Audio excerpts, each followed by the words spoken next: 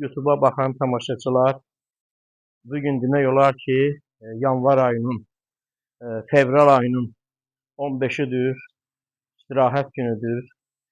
Üzüm üçün gələn insanlar çox olur. İndi bugün axşamüstüdür, bir cavan oğlan gəlib Şovalan kəndindən. Onun əkməyini, üsulunu başa salıram ki, sabahları əkəndə problem yaşamasın. Necə əkiləcək, nə dərinliyində olacaq, sunu necə verəcək.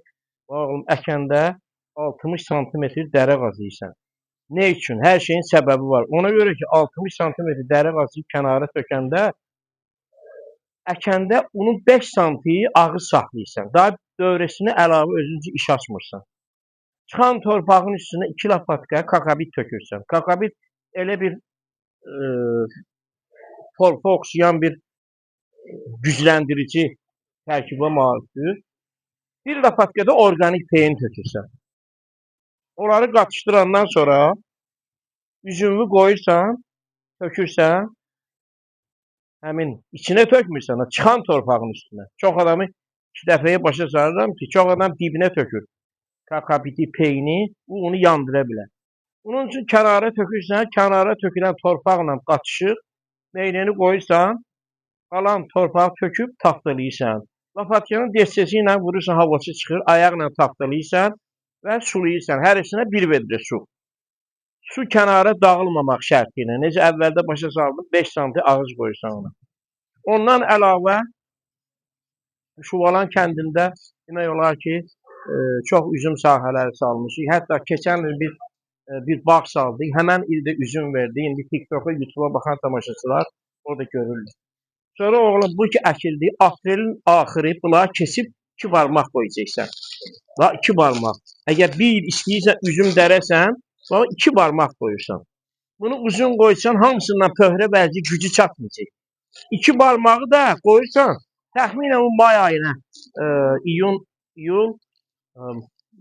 maydan sonra, iyul ayının 15-indən sonra bu 2 dənə çubuq gedəcək buradan. 2 dənə çubuğun birini kesirsən, zəifini, canlısı qalır, bir dənə ip bağlayırsan. Əgər o ipi ona görə bağır, külək sındırmasın, ip pişik həyətdə gezəndə sındırmasın. Həmən bu üzüm birinci məhdillə ikinci məhdilin arasında başlayacaq sarı çubuq verməyə. Yarpağı əl deyirmir.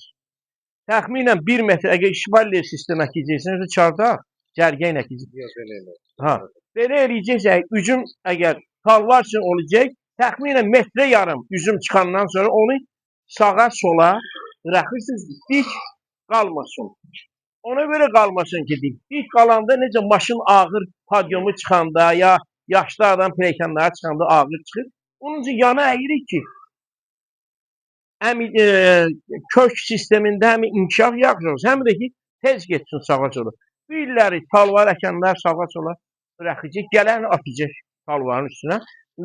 Şivalyer sistemində bir il üzüm dərmək istəsələr, onu ikinci məhdildən bir qarış çıxsa, kesirlər başını və başlayır 1 ilə 2-nin arasında üzüm verməyə.